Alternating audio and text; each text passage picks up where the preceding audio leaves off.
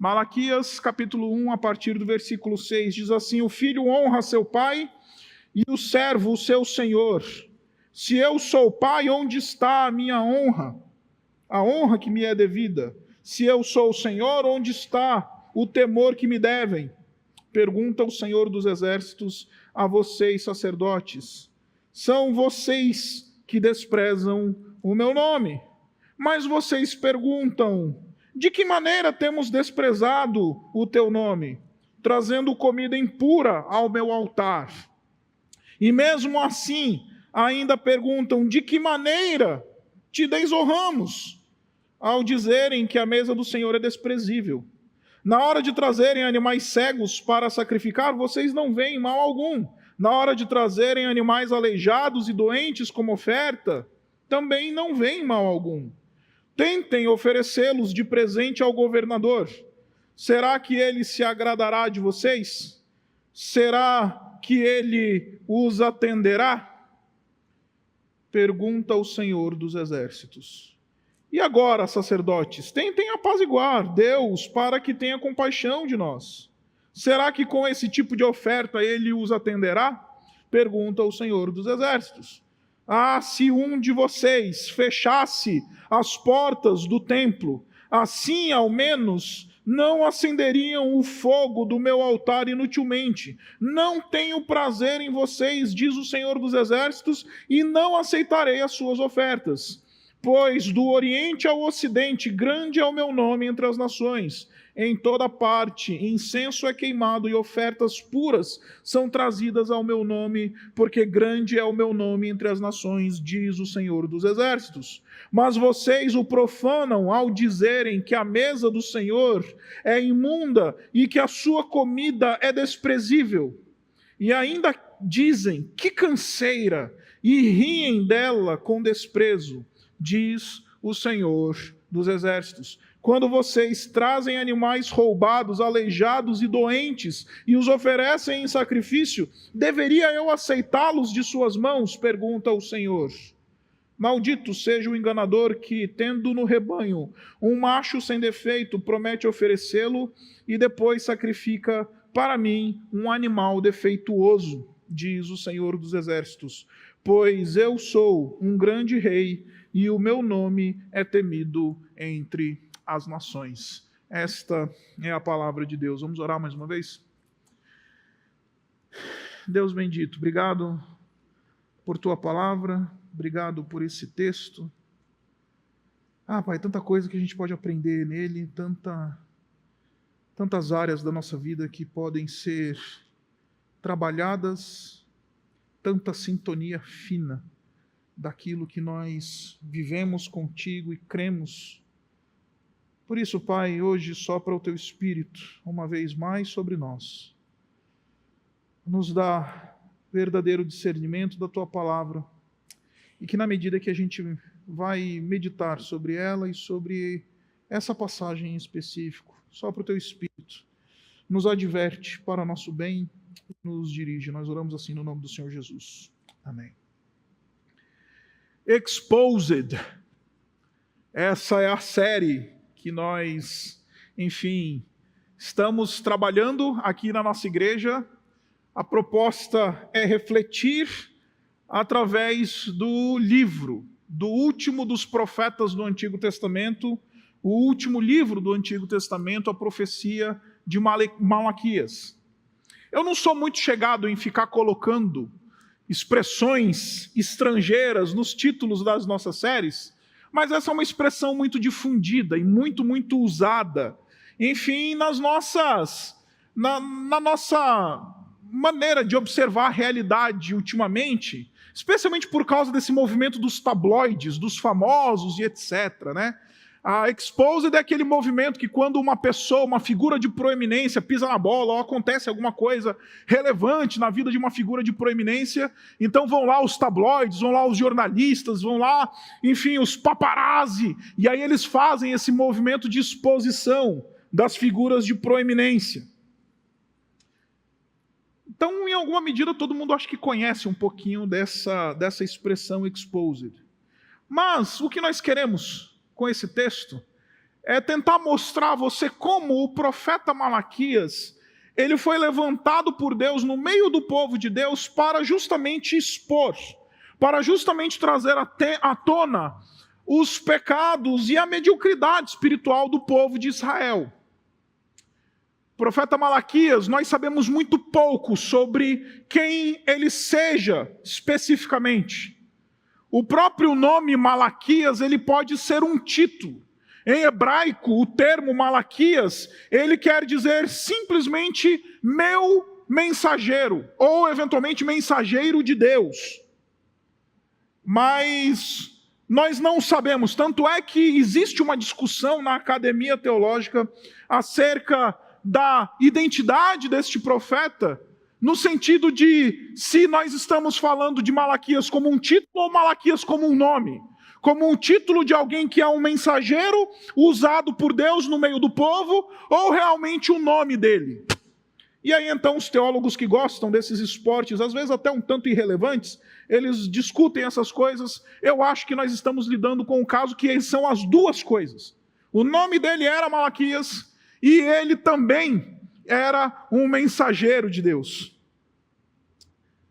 Agora, para a gente entender a mensagem que nós temos diante de nós deste profeta, a gente precisa entender um pouco do contexto histórico no qual ele se localizava. A gente precisa entender um pouco do tempo e da história onde este indivíduo ministrou e profetizou no meio do povo de Israel. Por isso eu vou queimar 5, 6 minutos desse sermão para tentar explicar para você um pouco do que é o contexto histórico dessa profecia, para que você possa se localizar no tempo e então entender tudo aquilo que a gente vai falar daqui a pouco. Coloca aqui para a gente, Andy, por favor. A data importante do nosso ponto de partida aqui é 586 depois de Cristo. Desculpa, antes de Cristo. 586 antes de Cristo marca essa data quando Nabucodonosor, o então príncipe herdeiro do Império Babilônico, ele então chega em Jerusalém, destrói completamente Jerusalém, destrói o templo, destrói os principais palácios e recintos governamentais, destrói as muralhas, destrói a cidade, derruba a cidade ao pó. E então ele leva cativo o povo de Israel, o povo de Judá, ali para o exílio, e ali é inaugurado esse período, esse tempo que nós chamamos de o tempo do exílio babilônico. Um pouco mais na verdade, quase cerca de 50 anos, em que o povo estava ali, vivendo no exílio já, vivendo na Babilônia. Então surge na história um indivíduo chamado Ciro, que é justamente este indivíduo que inaugura esse grande outro império, esse grande império persa. Aconteceu um processo de mudança da grande potência, do grande governo do mundo antigo. Antes eram os babilônicos, então a partir de Ciro, que destrói as forças babilônicas e assume então a proeminência e o governo do mundo, então ele inaugura um império chamado Persa, império muitas vezes também chamado de Medo-Persa. Aliás, abre um parêntese aqui, se você está acompanhando as notícias aí de Irã e Iraque, Irã e Israel, é muito interessante porque não há nada de novo debaixo do sol. As origens daquilo que nós chamamos de Irã hoje são justamente o Império Persa da Antiguidade lá em Ciro. Fecha parênteses. Ciro foi esse indivíduo então que assumiu o império, assumiu o mundo, o poder do mundo, estabeleceu a grande hegemonia do seu poder ali sobre o mundo. E então, em 539, antes de Cristo, ele emite um decreto que aparece lá em Esdras no capítulo 1.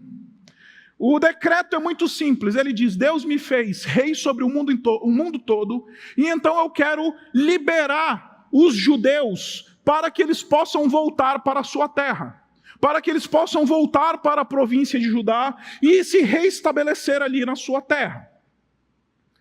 Um ano depois, um indivíduo chamado Zorobabel, que era descendente de Davi, ele então volta com a chamada primeira leva dos exilados que retornaram para a terra de Judá.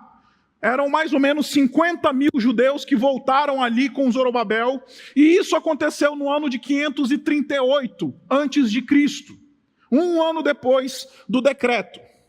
E a turma voltou. A missão deles era muito simples: vocês vão voltar para a sua terra e a sua missão é reconstruir o templo. E por que Ciro ele tinha tanto interesse em ver o templo de Judá reconstruído? Será que ele se converteu? Teve alguma coisa no movimento assim? Há quem discuta essas coisas, mas a verdade é muito simples. Dentro do Império Persa, os impostos eles eram cobrados nos templos. Então, reconstruir o templo era algo interessante a Ciro. Por isso ele manda o povo embora, patrocina esse retorno, inclusive, e todo mundo volta. Pelo menos esses 50 mil num primeiro momento. O tempo passa. Mais ou menos 18 anos se passaram desde o retorno desse pessoal, e o povo ainda não tinha construído ou reconstruído o templo. Eles dedicaram esses primeiros 18 anos aos seus próprios interesses, construir a sua própria casa, reconstruir, enfim, a sua vida ali agora, naquela terra que tinha sido devastada. E eles tinham se esquecido de, eventualmente, se engajar com essa obra de reconstrução do templo de Jerusalém. Até que então surge na história dois profetas, o Ageu e o Zacarias. Ageu e Zacarias, então, eles surgem na história, Deus levanta esses indivíduos, inclusive eles tinham retornado para a terra de Judá nessa primeira leva, entre os 50 mil, e então eles estão ali profetizando, chamando a nação de Israel da sua mediocridade espiritual, falando: povo, vocês já estão vivendo em casas de fino acabamento, já se passaram 18 anos, por que vocês ainda não terminaram a reconstrução do templo? Até que então Deus usa outro governante muito importante na história, esse indivíduo chamado Dario. E aí, se você quiser ver os detalhes desse movimento, você pode abrir lá em Esdras, no capítulo 6. Dario, num determinado momento, ele assume o poder do império, ele é o grande rei, e ele manda fazer uma pesquisa em todos os decretos que tinham sido promulgados pelo seu antecessor Ciro. E lá ele descobre que Ciro tinha dado essa autoridade, tinha dado essa ordem para o povo voltar e reconstruir o templo. E Dario, então, ele simplesmente chancela essa decisão do seu antecessor, o Ciro, e fala: povo, reconstrói aí, patrocina a obra. E então, em 515, depois que o povo foi animado pelo Ageu e pelo Zacarias, e com o apoio do próprio Dario, o povo reconstruiu o templo. E em 515 a.C., houve, então, a cerimônia de dedicação do templo, e aconteceu, então, a primeira Páscoa judaica, logo depois da rededicação daquele templo. Então, o povo entrou num período ali meio de hiato. Nesse período aqui de hiato, surge no poder do mundo um indivíduo chamado Xerxes, que talvez você conheça como Rodrigo Santoro no filme 300, tá? E aí o Xerxes, ele é justamente o indivíduo que casou com a Esther. Sabe a Estherzinha do livro de Esther? Pois é justamente ele. Aliás, se você já assistiu o filme 300 e os capítulos iniciais de Esther, eles se sobrepõem, por uma razão muito simples. Todo aquele banquete descrito que o Xerxes ele tinha dado para todos os seus oficiais e etc., aquele banquete tem sido identificado como o tempo em que Xerxes estava planejando justamente a sua incursão de guerra contra a turma lá da Grécia. Que posteriormente ele chega lá na Grécia, vai ter a famosa batalha, né, nas Termópilas contra o Leônidas e etc e tal.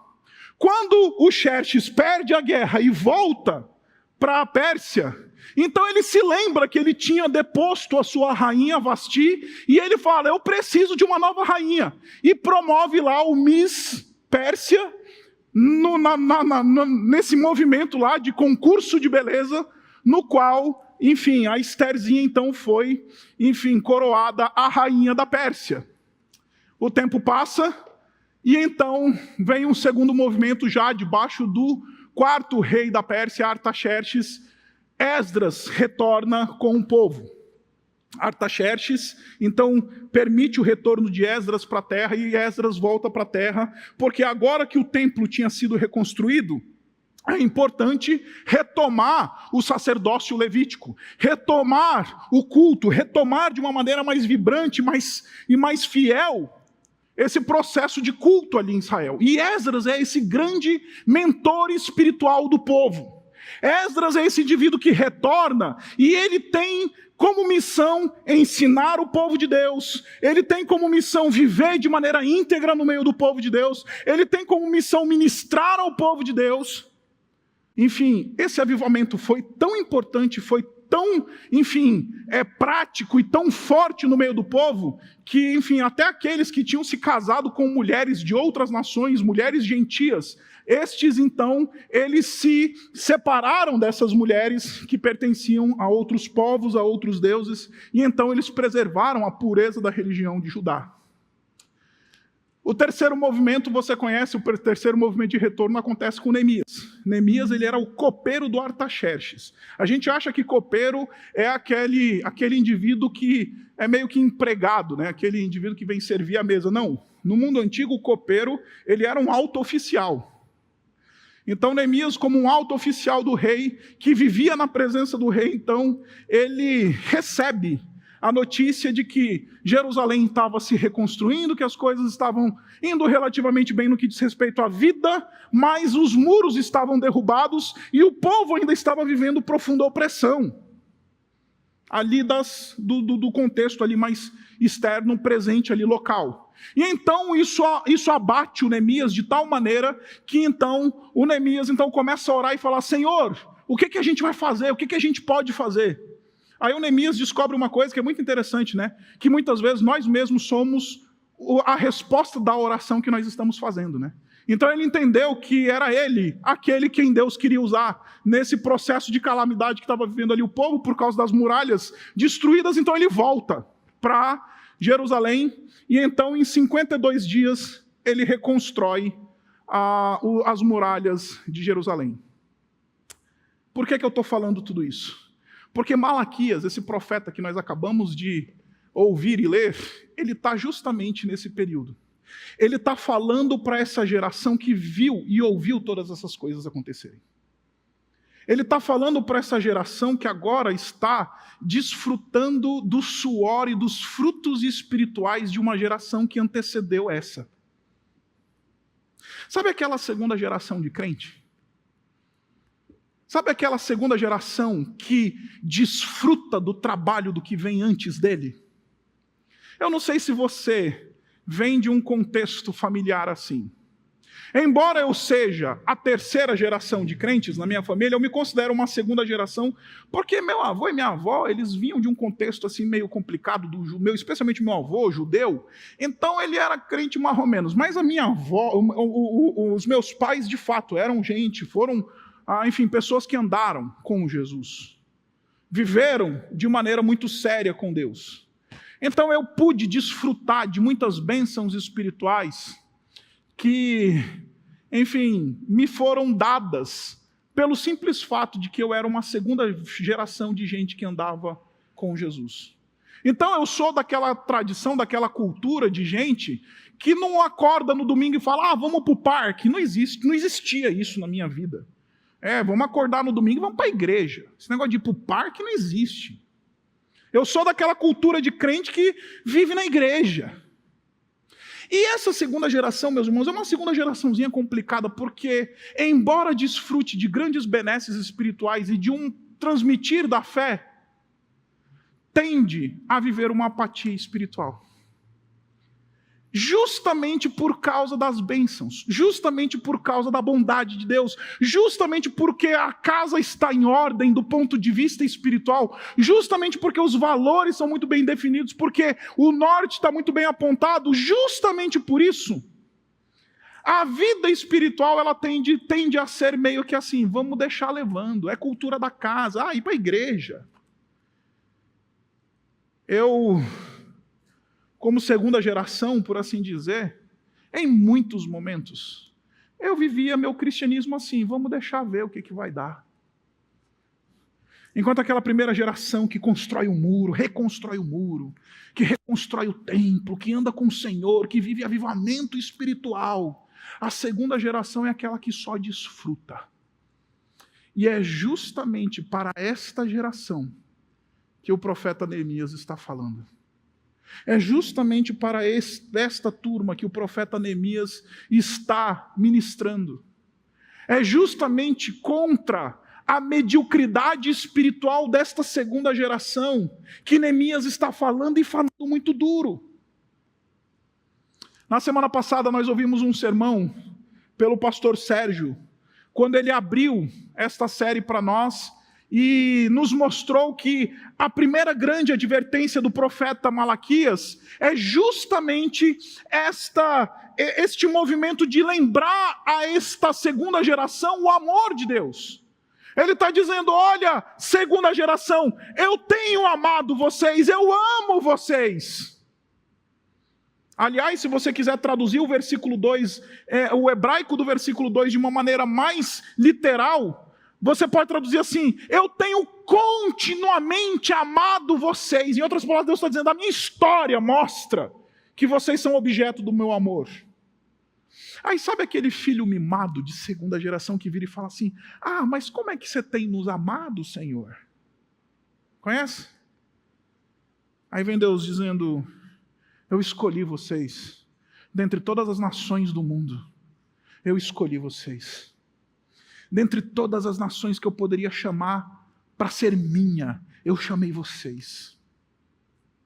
O meu amor é eletivo, o meu amor por vocês é um amor que ele se dá de maneira extravagante e vocês estão desprezando o meu amor. Me lembro de quando eu era adolescentão, jogador de vôlei, ali no MESC, em São Bernardo do Campo. Tem gente que não acredita, que quem olha para minha silhueta hoje fala assim, o pastor foi atleta. Pois é, eu fui, cheguei a ser jogador de vôlei federado.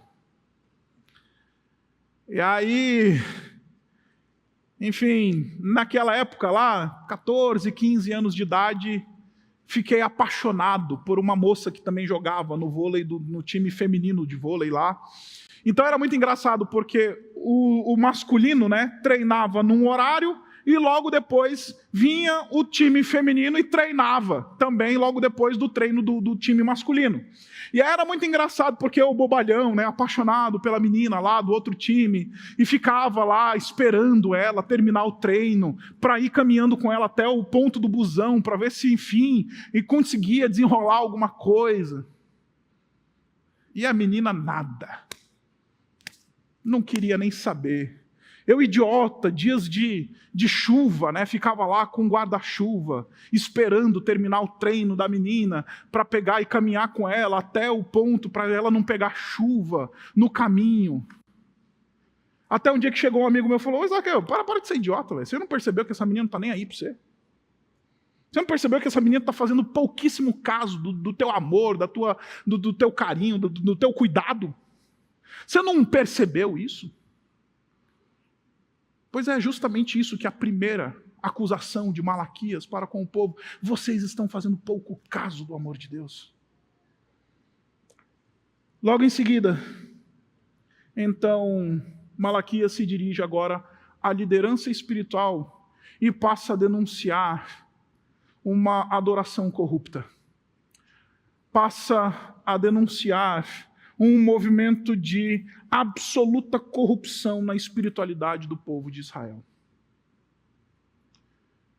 E note, o texto fala para nós que agora ele não está falando com o povo, ele está falando com os líderes espirituais dessa nação, os sacerdotes. Olha comigo no versículo 6, ele diz assim, o filho honra seu pai e o servo o seu senhor. Se eu sou o pai, onde está a honra que me é devida? Se eu sou o senhor, onde é que está o temor que me devem? Pergunta o Senhor dos Exércitos, a vocês quem? Sacerdotes. Deixe-me então localizar você e fechar o argumento completo dessa junção, daquilo que nós ouvimos na semana passada com aquilo que eu quero trazer para vocês hoje. Muito, muito simples. Quando nós não temos uma compreensão plena do amor de Deus por nós, quando nós não temos uma compreensão plena daquilo que Deus fez em amor pelo seu povo, fatalmente cairemos num movimento de adoração e de espiritualidade corrompida. Fatalmente viveremos uma espiritualidade corrompida. E no caso do povo, nesse determinado momento da história, pior, essa espiritualidade, ela era patrocinada pela liderança espiritual de Israel. Os sacerdotes estavam patrocinando a corrupção espiritual, estavam validando a corrupção espiritual do povo, a mediocridade daquela geração acomodada nas bênçãos que tinha recebido da parte de Deus. E meus irmãos, deixe-me fazer uma aplicação que eu sei que vai doer. Eu sei que vai doer, mas eu fiz tanto às 9 quanto às 11, eu estava meio assim se ia fazer agora às 18, que esse negócio está indo para a internet. Enfim, talvez pessoas que não têm nada a ver com o nosso contexto vão ouvir isso daqui e vão falar, ih! Mas quando eu olho para esses 7 anos de história da Igreja Batista Urbana, eu acho muito interessante, porque nós começamos com um grupo pequeno, que era um grupo de membros fundadores ali de 16, 18 pessoas, e nós éramos um grupo de no máximo 40, 50 pessoas quando nós começamos. E, meus irmãos, foi uma trabalheira. Foi uma ralação. Foi meio que assim, reconstruir muro, ir para cima do negócio, vamos fazer, vamos acontecer.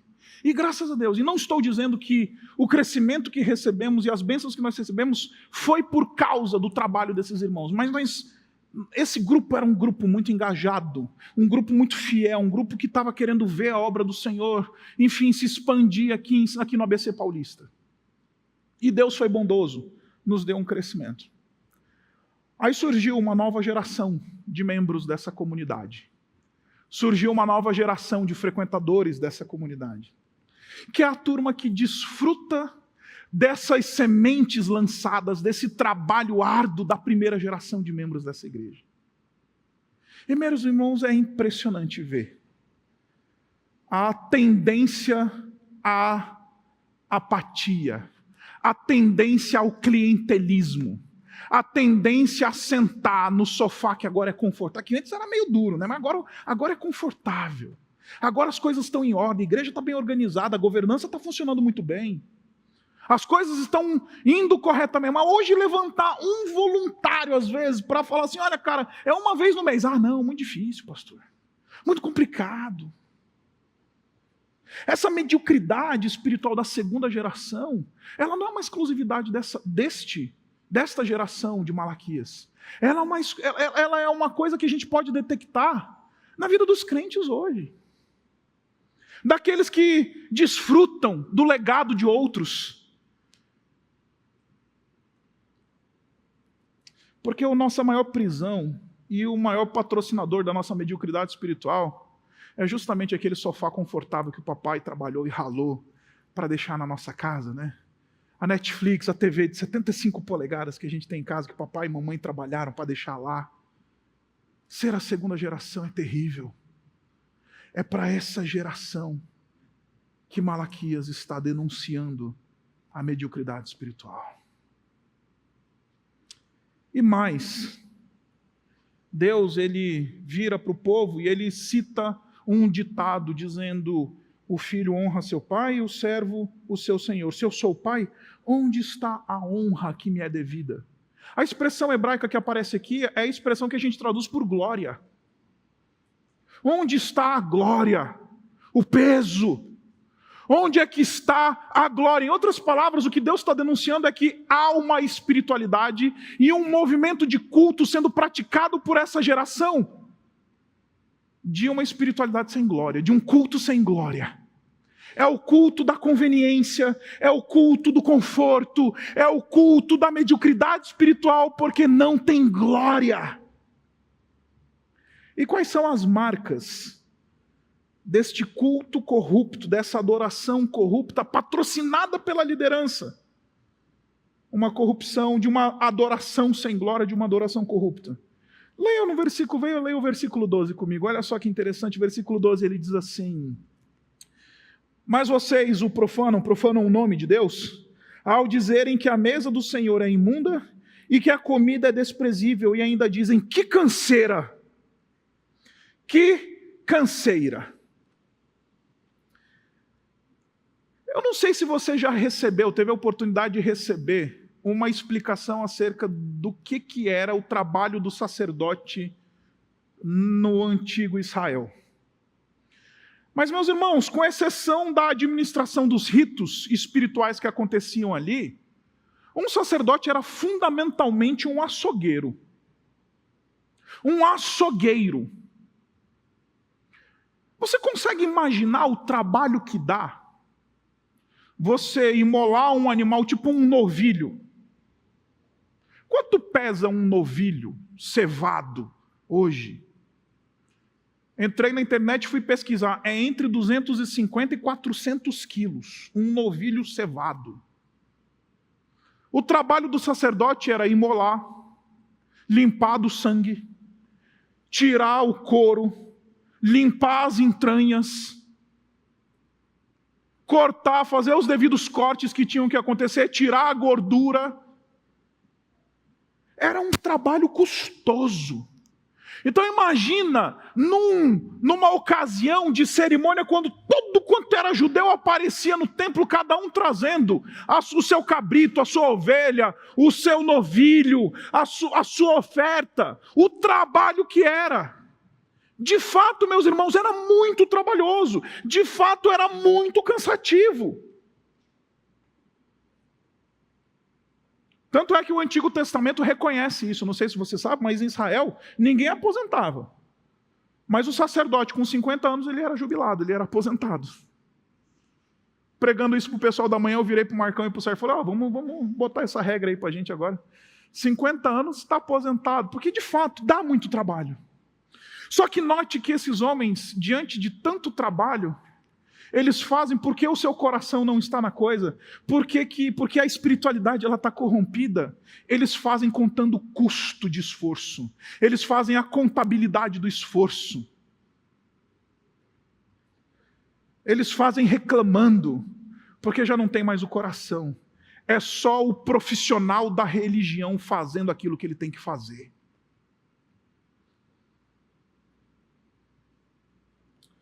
Venhamos e convenhamos. Esse não é o problema só dos sacerdotes dos dias de Malaquias. Muitas vezes esse é o meu e o seu problema. Basta ter uma estrinha de esforço, na igreja, no ministério, em alguma coisa, e a gente já começa a contar custo. A gente já começa a contar cansaço. A gente já começa a ver se é conveniente ou inconveniente, porque venhamos e convenhamos, meus irmãos, nós somos fiéis até a segunda vírgula, até a vírgula da inconveniência. Porque enquanto é conveniente, enquanto está tudo certo, enquanto não me custa um tempo, enquanto não me custa esforço, enquanto não me custa um suor, de boa, vou seguir Jesus. Mas a partir do momento que começa a significar sangue, lágrima, esforço, aí já é um pouquinho mais inconveniente, Aí já é um pouquinho mais difícil. Agostinho, ele tem uma frase que eu acho sensacional, que ele diz o seguinte, ele diz, naquilo que se ama, não há fadiga. E se há fadiga, ama-se a fadiga. Naquilo que se ama, não há fadiga. E se há fadiga, ama-se a fadiga. Porque, meus irmãos, trabalhar para o Senhor não é para ser fácil, não. Nunca foi fácil. Seguir Jesus é tomar a cruz.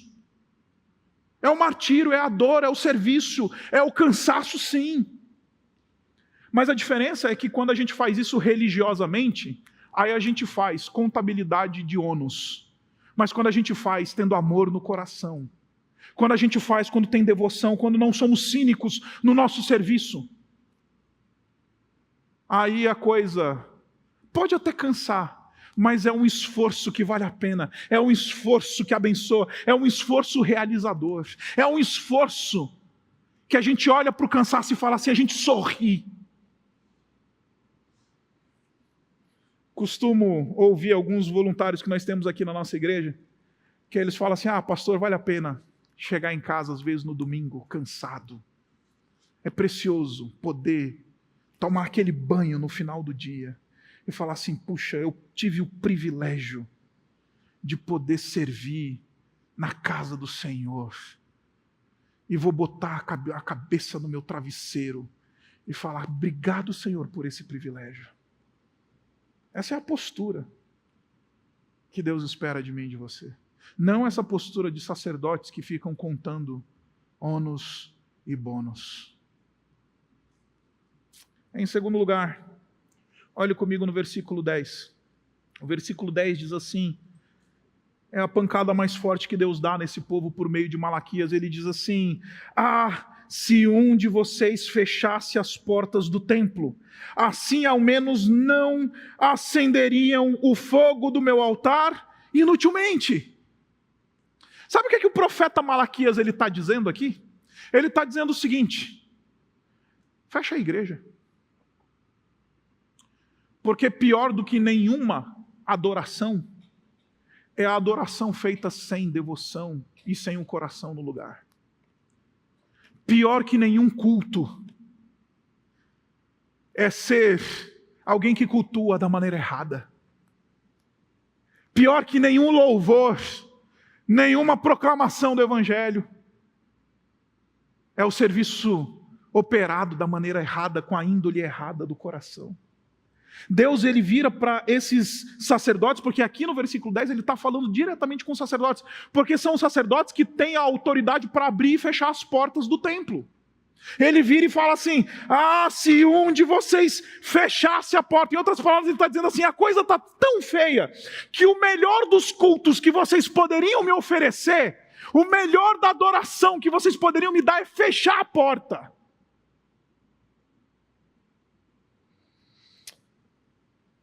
Eu sou muito realizado pastoreando a Igreja Batista Urbana, não tenha dúvidas disso. Se tem uma pessoa que é realizada, sou eu.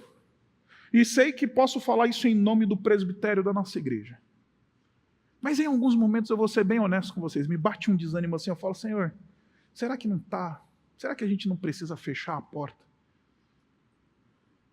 Será que o melhor que a gente teria a fazer como igreja não seria falar assim: gente, vamos parar, vamos cada um seguir a sua vida, vamos ganhar dinheiro lá na Faria Lima, vamos dar uma volta, vamos correr no parque domingo de manhã. Porque é isso que o profeta está dizendo. Se for para fazer sem coração, se for para fazer de maneira cínica, de maneira religiosa, batendo ponto, fecha a porta da igreja.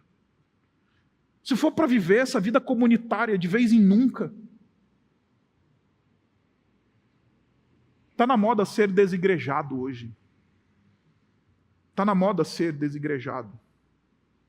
Então, na mente de Malaquias, o desigrejado é alguém que não é do povo de Deus. Porque é impossível dizer: eu gosto de Deus, mas não gosto do povo de Deus. Eu gosto de Jesus, mas não gosto do corpo de Jesus, que Jesus é o cabeça de um corpo, né? Fala para tua esposa: amor, você é linda de cabeça, mas de corpo você é uma desgraça. Fala isso para tua mulher, para tu ver o que tu vai ouvir. E é o que o desigrejado está falando para Jesus. Jesus, você é lindo de cabeça, mas o teu corpo, Jesus, é uma desgraça. Não estou afim de andar perto do teu corpo. É isso que o desigrejado fundamentalmente está dizendo. Nota você que está me acompanhando pela internet. Talvez o seu lugar deveria ser aqui conosco. Hoje, aqui no meio.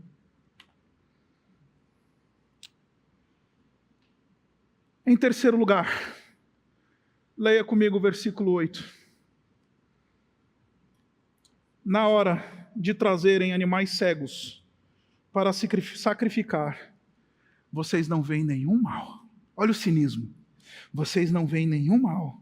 Na hora de trazerem animais aleijados e doentes como oferta, também não veem nenhum mal.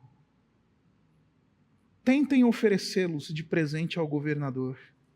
Será que ele se agradará de vocês? Uma coisa, meus irmãos, é o povo chegar na porta da igreja, aqui na porta do templo, com seus animais, fora dos padrões que Deus tinha determinado em sua lei, e falar assim: queremos oferecer, e os sacerdotes falarem: não, aqui não.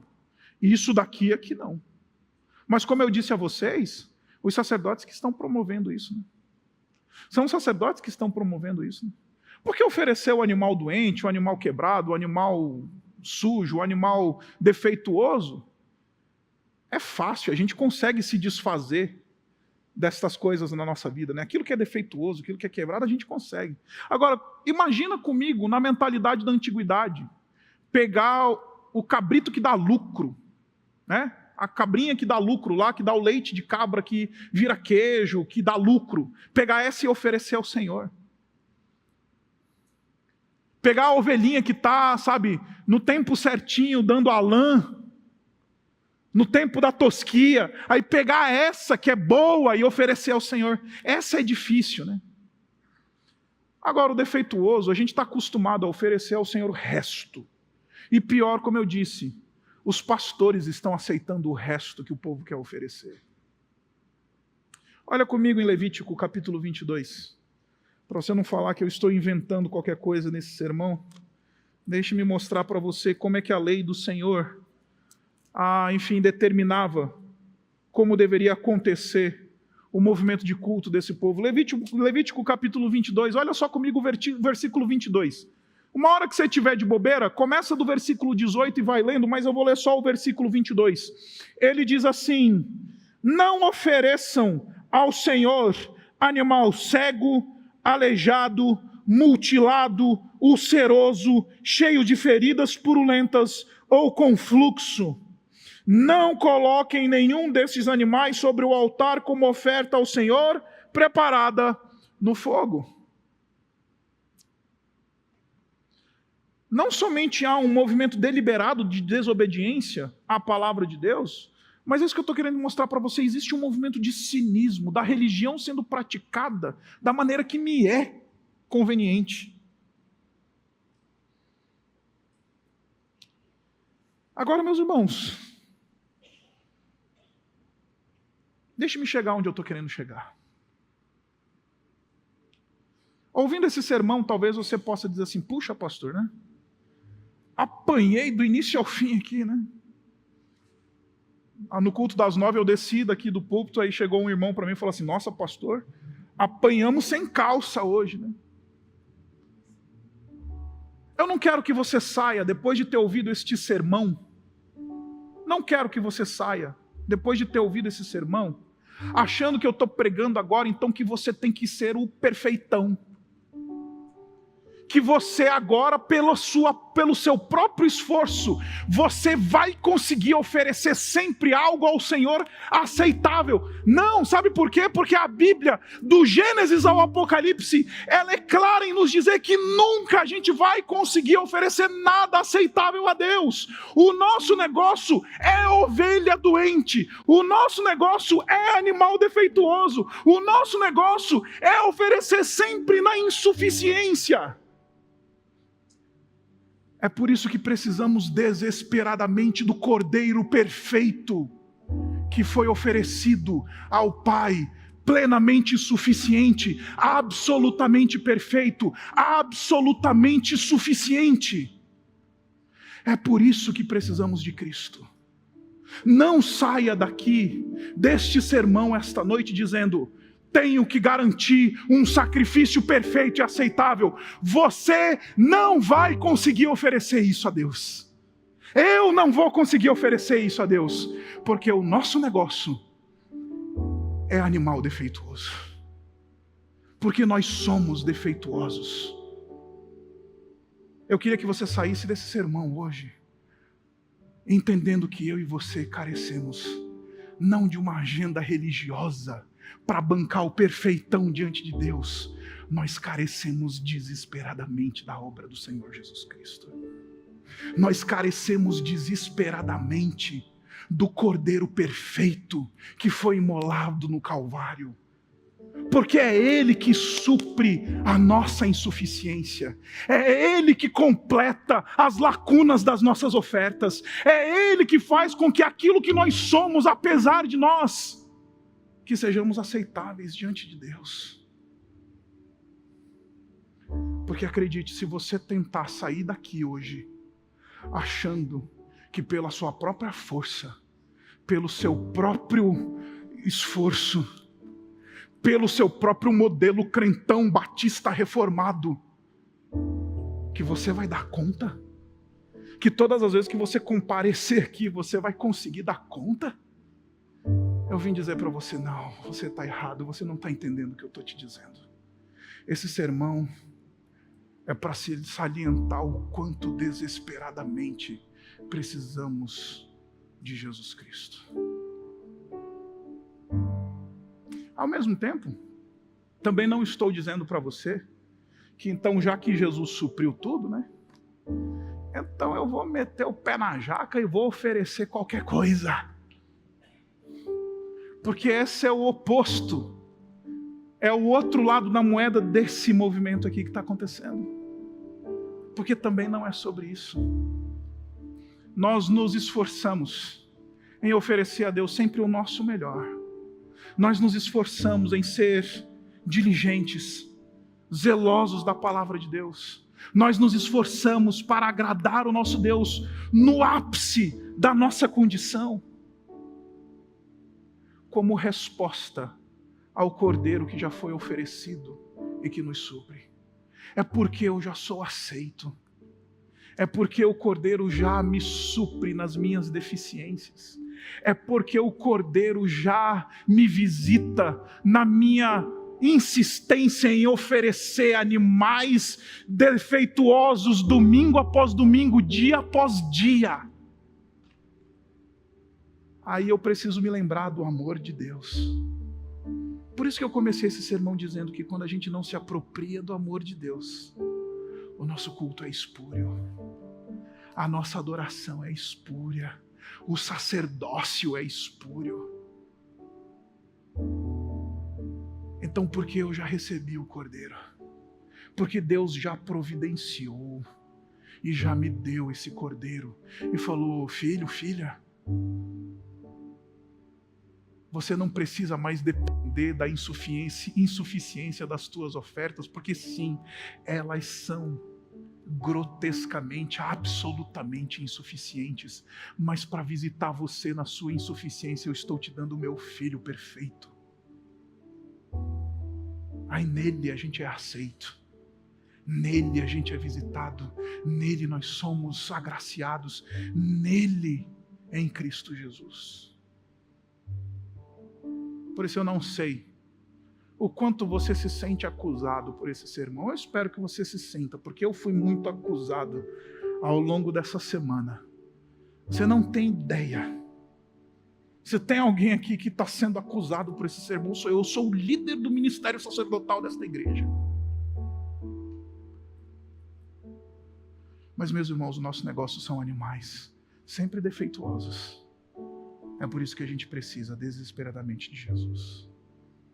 Então não saia daqui achando que o seu negócio então é ser o crentão bom, perfeitão.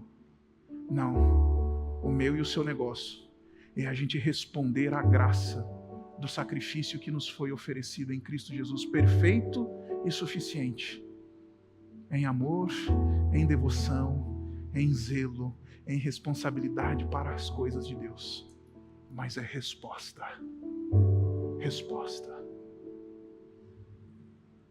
Por isso, na mesma medida em que somos acusados, também recebemos uma notícia de que há graça disponível sobre nós.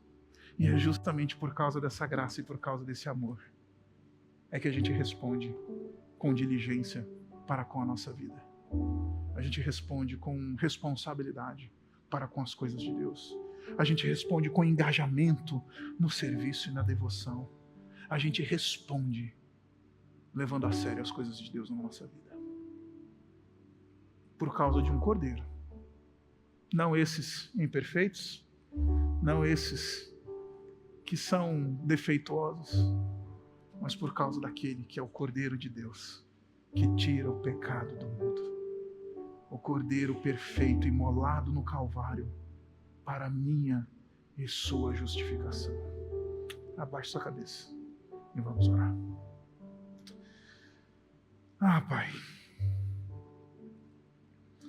que pancada esse texto dá na gente. quão expostos nós ficamos quando a gente lê uma passagem como essa. Não tem ninguém aqui, Pai, nem neste recinto, nem aqueles que nos acompanham pela internet, que não dependa desesperadamente da graça de Jesus. Pai, como é bom saber que apesar de nós, há um Cordeiro perfeito, que corrige a nossa adoração, que corrige os nossos valores, que apesar do nosso negócio ser o animal defeituoso, apesar de sermos especialistas em sacrifícios defeituosos, convenientes, cínicos, Pai, obrigado por tanta graça que a gente encontra no Cordeiro perfeito, o Cordeiro vencedor, o Cordeiro vitorioso. Por isso a gente sai daqui constrangido, mas ao mesmo tempo abençoados pela mensagem da graça. Constrangidos por quem nós somos, mas também constrangidos pelo teu amor abundante em Cristo Jesus. Por isso, Pai, na medida que a gente sai desse lugar essa noite, nos encontra, nos convidando a uma resposta zelosa, mas resposta, não para alcançar algum mérito, porque a gente sabe que a gente não vai alcançar mérito nenhum pela nossa força. A gente sabe que a gente não dá conta. Pai, basta sair desse lugar e a gente já começa a flertar com o pecado.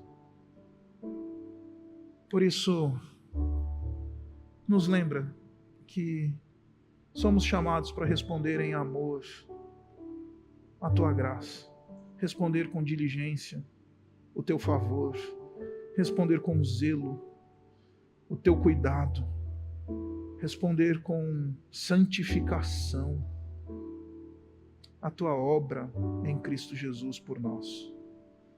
Por isso, Pai, obrigado. Obrigado por tua graça, obrigado pelo Cordeiro. Obrigado porque não dependemos mais dos nossos próprios esforços.